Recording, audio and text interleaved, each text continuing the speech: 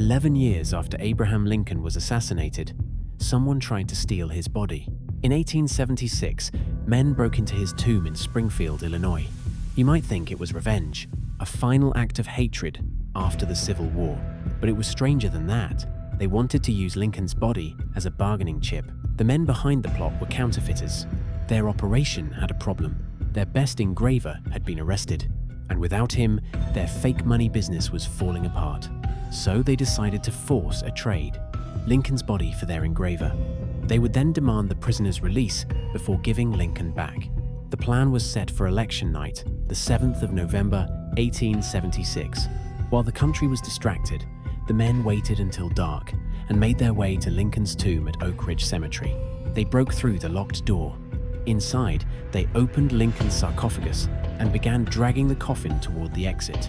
For a few minutes, the robbery was working, but outside the tomb, men were already waiting in the dark. The robbers had been betrayed by one of their own. His name was Louis Sweigels. The gang thought he was helping with the robbery. In reality, he had led the authorities straight to them. Among the men waiting outside were Secret Service agents.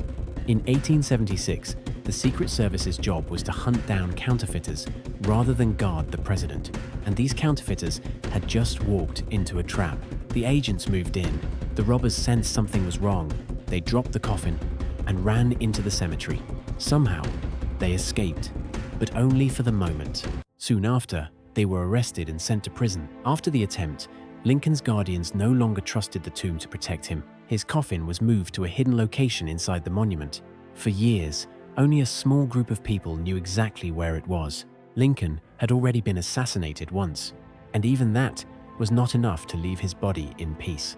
Like, subscribe, and share your thoughts in the comments.